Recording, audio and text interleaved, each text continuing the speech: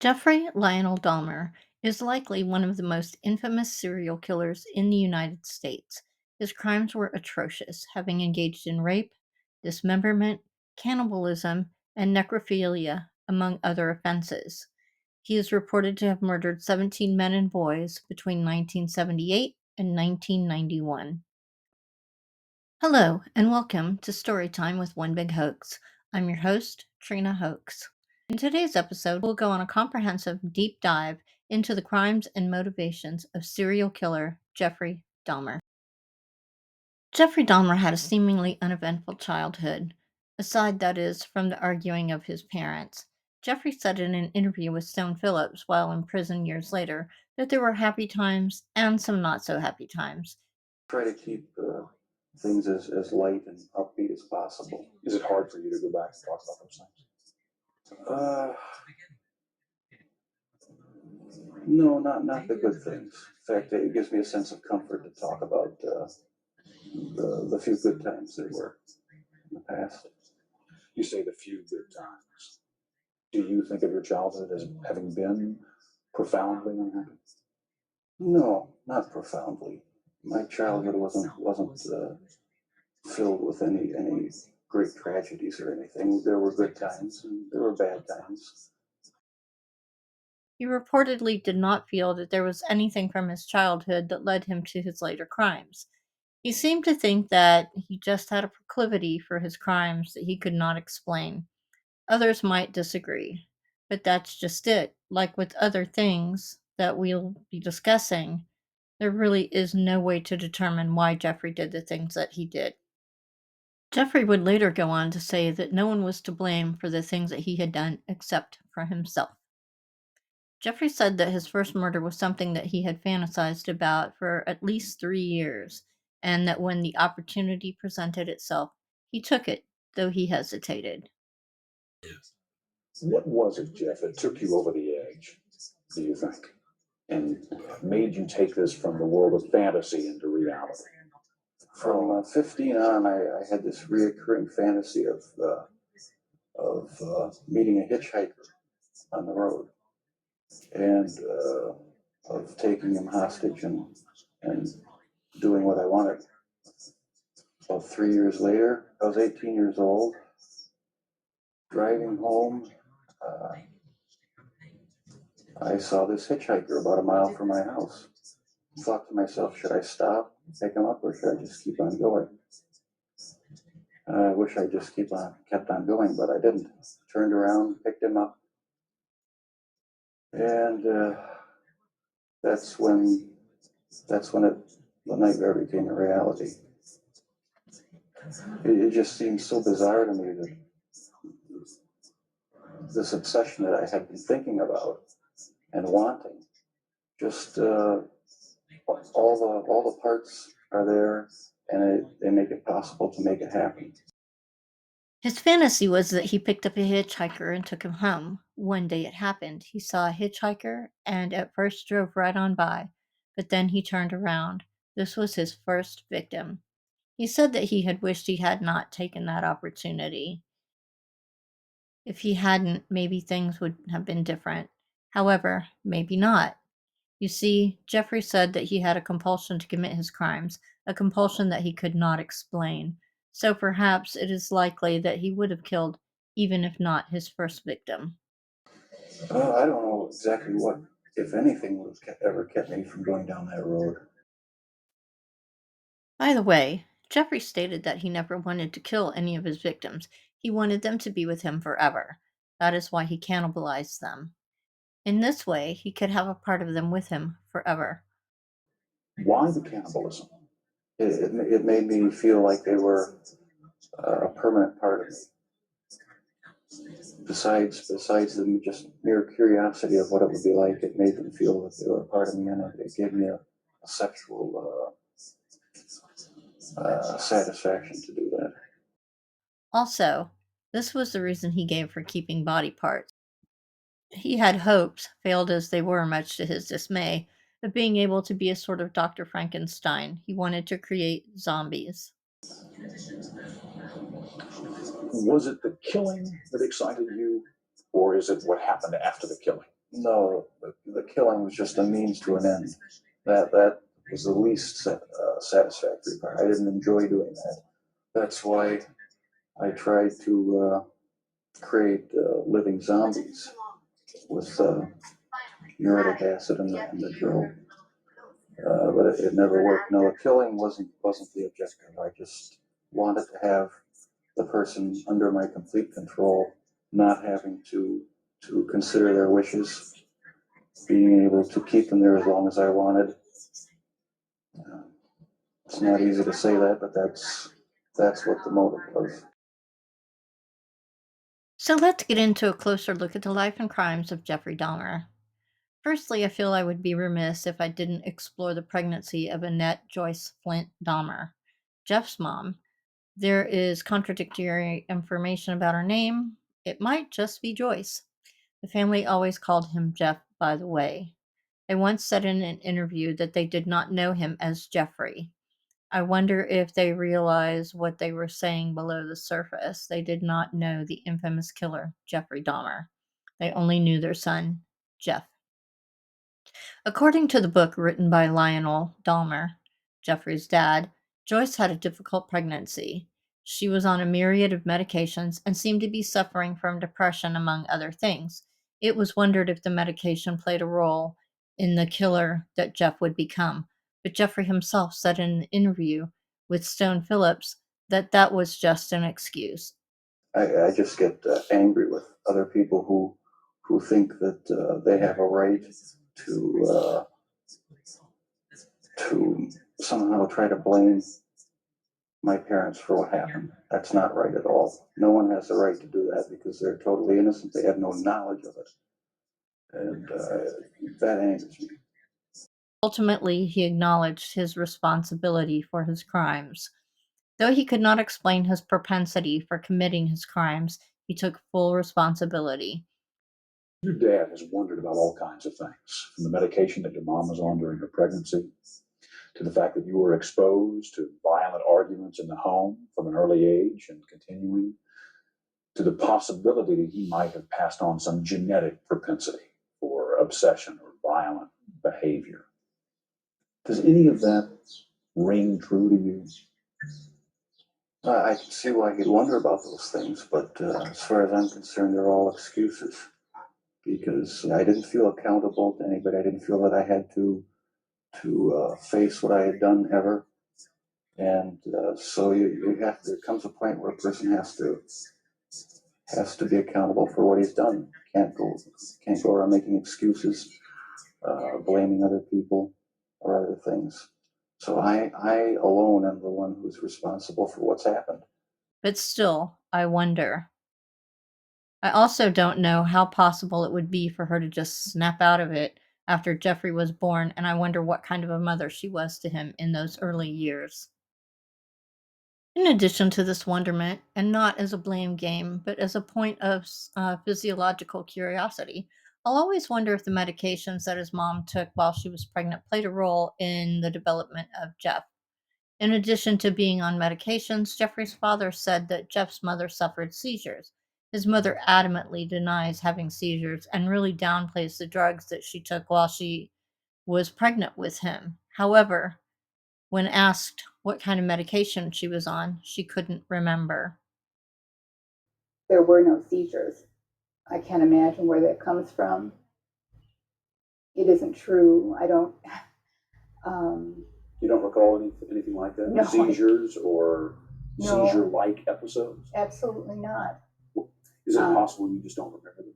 No, it's not possible. I don't remember them. It was my first pregnancy. I remember everything about my first pregnancy. Were you prescribed medications, including morphine, Oh, barbiturates? I don't know what medications were prescribed, and I had a doctor, a physician. I took the medicine that was prescribed for me, and for the most part, I was healthy. There was nothing that was out of the ordinary as far as my pregnancy was concerned. As an aside here, Jeffrey does not strike one as a psychopathic killer. He actually seemed regretful that he had done the things that he had done and that he was who or what he was. He always seemed mournful for what he had done to his direct victims and their families. Even the behavioral panel, which has a channel here on YouTube and is comprised of body language experts, agree that he does not seem like a psychopath. However, you may see things differently. The characteristics of a psychopath are superficial charm, manipulation, pathological liar, lack of empathy and remorse, grandiose self worth, and unwillingness to accept responsibility for actions, and several more. Think about it. Does this seem like Jeffrey to you? Jeffrey Dahmer was the first of two sons born to Lionel Herbert and Annette Joyce Dahmer. His brother David shared Jeffrey's middle name. He was born in Milwaukee, Wisconsin. He was described as a happy toddler who was bubbly. When Jeffrey was 2, the family moved to Iowa so that his father could further his education. When Jeffrey was 4, he was with his father when he was cleaning small animal remains from under the house. Jeffrey reportedly was oddly thrilled by the noise they made. His dad said he called him his fiddlesticks.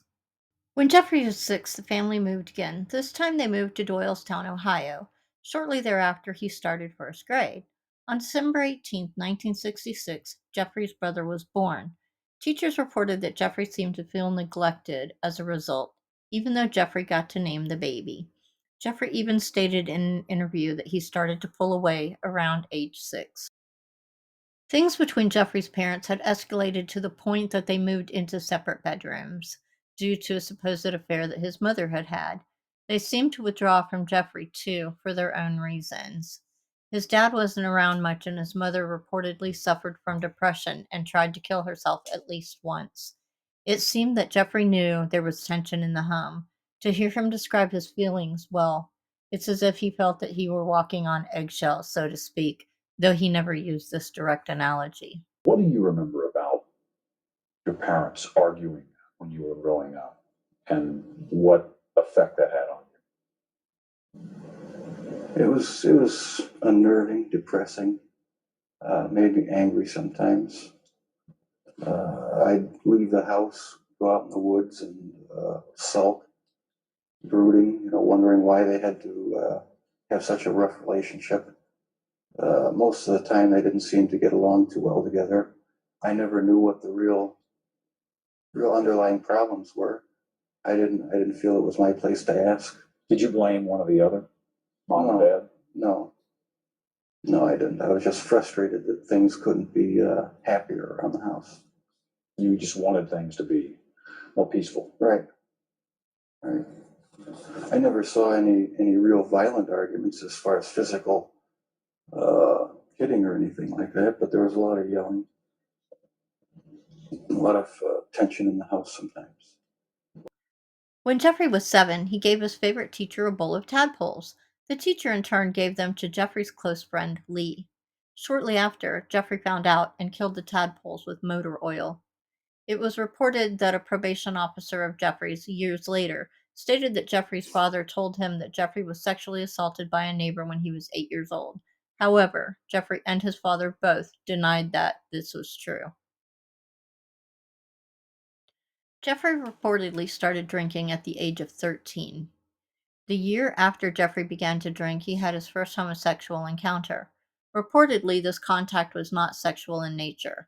Shortly thereafter, he began to fantasize about having sex with a corpse. By the age of 15, classmates considered Jeffrey an alcoholic loner. It was at this time that he began to fantasize about picking up a hitchhiker. At 16, he began drinking scotch in class, and classmates noted a serious drinking problem.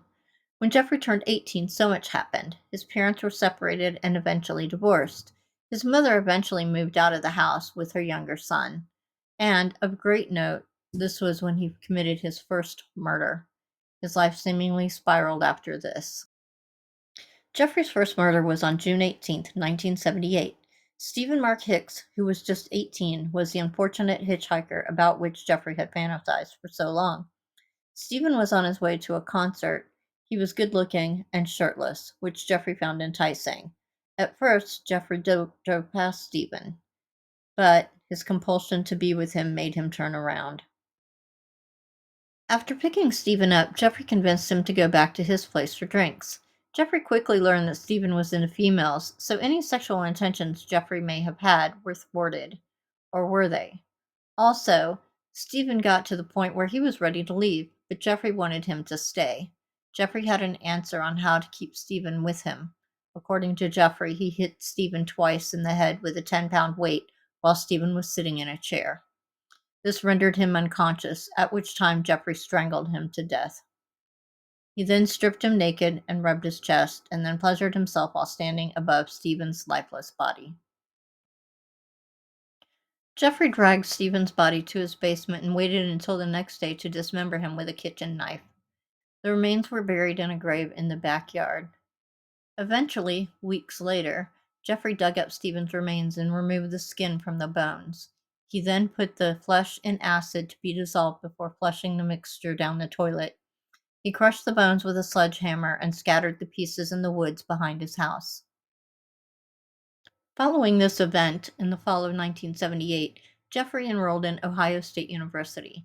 However, very soon thereafter, dropped out as a result of his drinking problem. After this, Jeffrey served in the Army. He enrolled on 12/29/1978 and entered on January 12, 1979. Not surprisingly, he had an alcohol problem while in and was sent to rehab, and then he was evaluated for alcohol abuse on January 29, 1981, after several incidents of drinking on duty.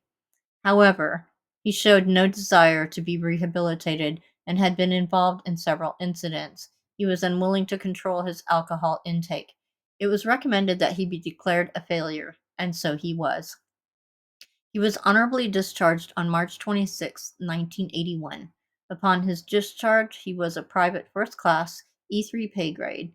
He was a medical specialist. He received 3 commendations while in: marksman badge with an M16 rifle bar, sharpshooter badge with a hand grenade bar, and marksman badge with a .45 caliber pistol bar.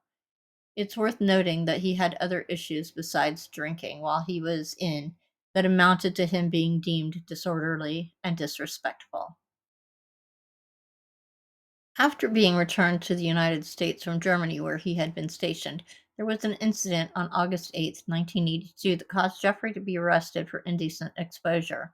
He was at the Wisconsin State Fair. He reportedly exposed himself to a group of 25 people. It makes me wonder if he was peeing or something like that, or if his intention was to show his genitals to the masses. I mean, if he were truly an alcoholic, you just never know if he needed a wee. I guess my question will never be answered, but based on an incident that happened later, perhaps he was intentionally exposing himself after all. Following this, a man reportedly hit on Jeffrey while he was reading in a library. He dropped a note of proposition on Jeffrey's table. Although Jeffrey did not follow up on the man's invitation, he found that his early developed desires were reawakened. It was then that he started to explore gay bars and bath clubs in the area, which he described as relaxing places. But before the second time, things had been building up gradually. Going to bookstores, going to the bars, the gay bars, bath clubs. When that wasn't enough, buying sleeping pills and using it on various guys in the bath clubs. It just escalated slowly but surely. And after the second time, which was not planned, it was out of control. Felt like it was out of control. In these places, he sought out sexual partners. He was frustrated, though, because when he had sexual encounters, his partners would move. That was a sign that he did not have full control. In order to gain control, Jeffrey drugged his prey with sleeping pills. He gave them liquor that had the sedatives in it. After they passed out, he would perform sexual acts on them. In the bathhouses in particular, Jeffrey had his membership revoked after about 12 incidents of him drugging and taking advantage of his victims. It is reported that shortly thereafter, Jeffrey read about a funeral in the paper and he tried to dig up the freshly buried body. However, the ground was too hard, so he gave it up for a loss. Jeffrey was seemingly desperate for sexual satiety, so much so that on September 8, 1986, he was arrested for lewd and lascivious behavior after masturbating in the presence of 2 12-year-old boys. He initially said that he was having a wee, but later changed his story. In a plea bargain, the offense was changed to disorderly conduct on March 10, 1987. He was sentenced to a year probation and was ordered to go to counseling. Jeffrey had an encounter with a 25-year-old man, Stephen Tuomi, on November 20th, 1987. He met Stephen at a bar and persuaded him to return to a Milwaukee hotel with him. Jeffrey's intention was to drug Stephen and then explore his body. However, Jeffrey ended up beating Stephen to death. He says he has no recollection of doing so, but in doing so, the old feeling of killing was reawakened, and he no longer resisted the urge. And once it started again, you found it impossible to stop. Right, that's when the obsession went into full swing. Did you ever tell yourself, I have to stop this? I must stop doing this? Yes. When it was going on? After the second time, it seemed like the compulsion to do it was too strong, and I didn't even try to stop it after that. There had been 9 years between his first killing and this killing, but now he would escalate. He would kill 15 more people by the end of his spree in 1991. After Jeffrey killed Stephen, he purchased a large suitcase to transport the body to his grandmother's house, where he eventually cut the body into pieces. He flayed the pieces and placed the flesh into garbage bags.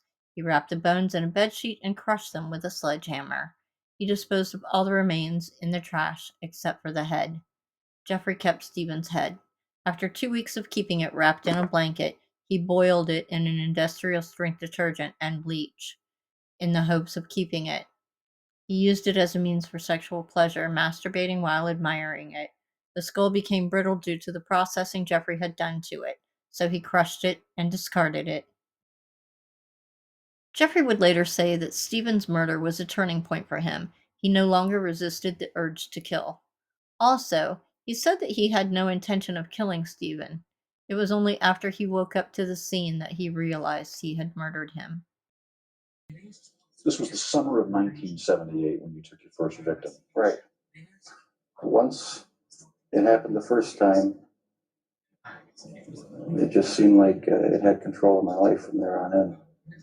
The second occurrence was 1984, roughly. And I met this guy at one of the bars, downtown Milwaukee bars. We went back to the hotel, just planning on getting drunk. I had put some sleeping pills in his drink to render him unconscious. And was just going to spend the night with him. When I woke up in the morning, my forearms were bruised, and his chest was bruised, and blood was coming out of his mouth. He was hanging over the side of the bed, and I have no memory of beating him to death, but I must have. And that's when it all started again. 2 months after killing Stephen Tuomi, Jeffrey hired a 14-year-old prostitute, James Doxeter, to pose nude so he could take pictures of him for $50. They had a sexual encounter, after which Jeffrey drugged him and then strangled him to death in the cellar. He left his body there for a week before dismembering it. He put all the body parts in the trash except, as before, the skull.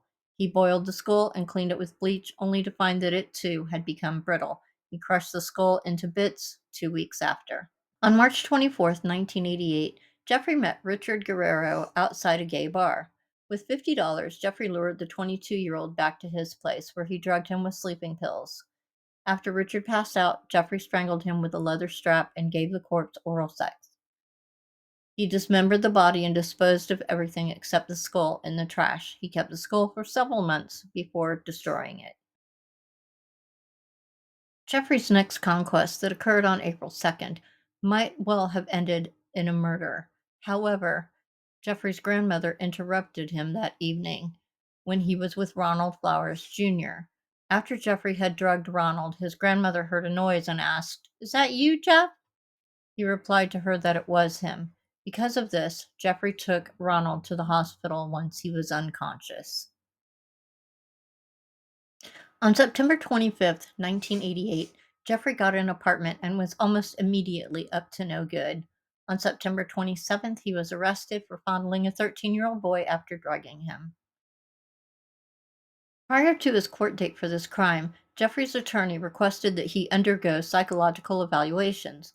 It was found that Jeffrey felt alienated, that he was impulsive, suspicious of others, and that he felt dismayed by his lack of accomplishment in his life. It was also said in court at the time by Jeffrey's probation officer that in 1987, Jeffrey was diagnosed with schizoid personality disorder. On January 30th, 1989, Jeffrey pleaded guilty to second-degree sexual assault and for exploitation of a child. In March, while awaiting his sentencing that was scheduled for May, Jeffrey left his apartment and moved back in with his grandmother. 2 months before his sentencing, on March 29th, Jeffrey murdered his next victim. Anthony Sears was 24. Jeffrey met him at a gay bar and offered him money to be photographed. The pair went back to Jeffrey's grandmother's house and had sex. After this, Jeffrey gave Anthony a drink containing sleeping pills. He strangled him, then had sex with his corpse. As was the way for Jeffrey, he dismembered Anthony's body. He boiled his skull to keep it and then painted it gray. By some accounts, Jeffrey preserved Anthony's head and genitals in acetone. They were then stored in a wooden box. In May, Jeffrey was sentenced to 8 years in prison for second-degree assault. He was prohibited from contact with children. He was registered as a sex offender. In November of the same year, while Jeffrey was in prison, he was given a 12-hour pass so that he could go home for Thanksgiving. Instead of going home, though, he went to a bar and got drunk. He apparently passed out and found, upon wakening, that he was tied up and a man was sexually assaulting him with a candle. He was late returning to prison. Please note that some accounts of this time period vary from this account. Supposedly in December of 1989, Jeffrey wrote a letter pleading for leniency so that he served only 10 months of his sentence. After this, the timeline becomes a bit murky and confused with the deaths of Edward Smith and Raymond Smith. At any rate, the murders happened somewhere in May, June, and/or July of 1990. The order is also something that seems questionable. One thing that we do know is that in May of 1990, Jeffrey moved to his own apartment. After this, in June of the same year, supposedly, he met Edward Smith, who was 27 or 28.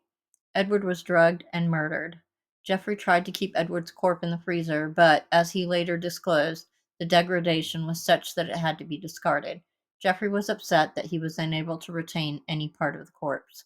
In the following month, supposedly, Jeffrey drugged and murdered 32-year-old Raymond Smith by strangling him with his hands. After this, he posed Raymond's body in a variety of suggestive poses and took Polaroid pictures of him.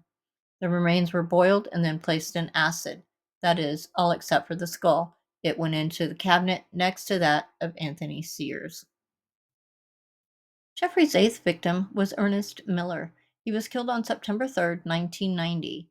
He kept his entire skeleton and actually tried eating some of his biceps later on. 3 weeks later, 24-year-old David Thomas was next. Jeffrey took pictures while the murder was in progress. He was dismembered. Curtis Strotter, 19, was killed on February 18, 1991. After oral sex, Jeffrey murdered Curtis by strangulation and dismembered him. He ate a part of the body because it made him feel like Curtis was still with him, that he was a part of him. Again, he kept the skull. On April 7th, 1991, 19-year-old Errol Lindsay was drugged and strangled. He was dismembered and Jeffrey kept the skull as per usual. But of note in this case, Jeffrey tried to make him into a zombie by pouring hydrochloric acid into his skull. Tony Hughes, who was deaf and mute, received a note from Jeffrey at a club on May 24th, 1991. He invited him back to his place for drinks and porn. Jeffrey, as per his MO, dismembered Tony's corpse and kept the skull. Jeffrey should have been caught in this next instance, but police egregiously let the victim down. On May 26th, the 14-year-old boy was drugged by Jeffrey. After this, Jeffrey performed oral sex on the unconscious boy. The boy ended up stumbling out of Jeffrey's apartment and was spotted by two girls who called the police. As the police investigated, Jeffrey said that the child was his 19-year-old lover. The police believed him and left. Jeffrey murdered the child, dismembered him, and kept the skull. This was after he attempted and failed twice to make him into a zombie. Jeremiah Weinberger was 23 when he met Jeffrey at a nightclub on July 5th. He spent the night with Jeffrey. The following day, when he wanted to leave, Jeffrey became angry. Unfortunately, Jeremiah met the same fate as Jeffrey's other victims. His skull, like that of Matt, was put into the freezer. Also in July, Jeffrey purchased a 57-gallon barrel of hydrochloric acid, which he planned to use to dispose of his victims. On the 15th of July, 23-year-old Oliver Lacey went to Jeffrey's apartment, where the two engaged in sexual activity. Oliver, like so many other victims, was drugged, murdered, and dismembered. His heart and head were placed in Jeffrey's refrigerator. Jeffrey had really escalated now, and on July 19th, he invited Joseph Bradhurst, 25, to his apartment. They had sex. Afterwards, like the others, Joseph was drugged, murdered, and dismembered. His head was put in the freezer, while the other remains were put in the barrel of acid. On July 24th, 1991, 32-year-old Tracy Edwards went to Jeffrey's apartment to have drinks. Jeffrey put one of Tracy's wrists in a handcuff. This alarmed Tracy to the point that he fled. He notified the police, who investigated. They found an angry and defiant Jeffrey. They found Polaroid pictures of corpses when retrieving the handcuff keys. They investigated further and found frozen organs and remains in a barrel of acid. They also found a head on the bottom shelf of the refrigerator. They found human hearts, skulls, and various body parts. Jeffrey was arrested. In the end, Jeffrey was sentenced to 16 life sentences, though he killed 17 people. The DA did not believe that the death of Stephen Tuomi could be brought and charged beyond a reasonable doubt, so his murder was excluded from the case. After Jeffrey's imprisonment, as touched on previously, his father agreed to a televised interview wherein he was with Jeffrey at the prison. You see, Jeffrey's father had written a book, and perhaps this interview was intended to promote the book. The interview was part of a longer television show in which Jeffrey's parents were interviewed separately from Jeffrey. But the primary focus, or at least the most interesting and insightful part of the interview, centered around Jeffrey. His father showed him great love in his final days, so it seemed, judging by the footage, and it appeared that it was mutual, though judging by the body language, all was not okay between the two from Jeffrey's standpoint. There were obviously things that happened to Jeffrey in his youth that were unfortunate, but nothing so extreme as we have seen happen in the childhoods of many serial killers. Nonetheless, we know what he became, regardless or because of his formative years.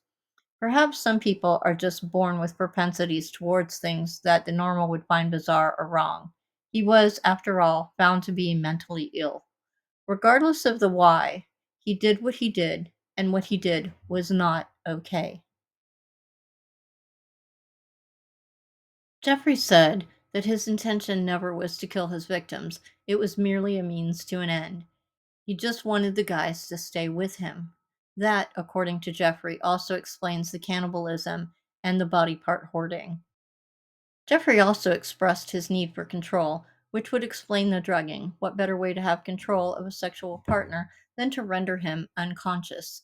In addition to having sexual control, he had control over them not leaving him. Where did that need for control come from? Do you have any idea?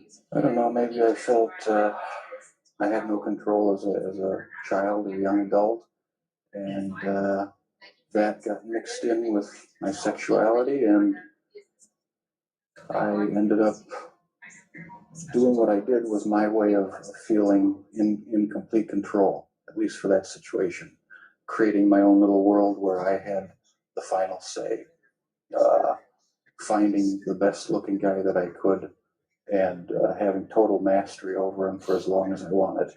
Lust played a big part of it, controlling lust. That was the motive right there. Jeffrey admitted that no matter what, he could never make up for what he had done. He acknowledged the pain he caused by his actions. He said that he could not explain the way he was and why he had this compulsion to seek out victims. but he certainly showed remorse. However, all the remorse in the world cannot undo what Jeffrey did, which he acknowledged. While in prison, Jeffrey was killed on November 28, 1994. He was beaten to death along with a fellow inmate by a third inmate. Along with being beaten in the head with a metal rod, Jeffrey had his head bashed into the wall. He reportedly did not yell out or complain during his attack. Rather, he said, "I don't care if I live or die. Go ahead and kill me." He was taken to a hospital where he died an hour later. The other victim of the assault died 2 days later. Supposedly, Jeffrey's mother was angry when talking to the press about Jeffrey's death. Of course she was, stating, "Now, is everybody happy now that he's bludgeoned to death? Is that good enough for everyone?" This case is so much more involved than I have included here. I could go on for hours, but won't. I'll leave you with this. I remember hearing about Jeffrey's death on the news after it happened. I didn't know how to feel about it then, and I still don't.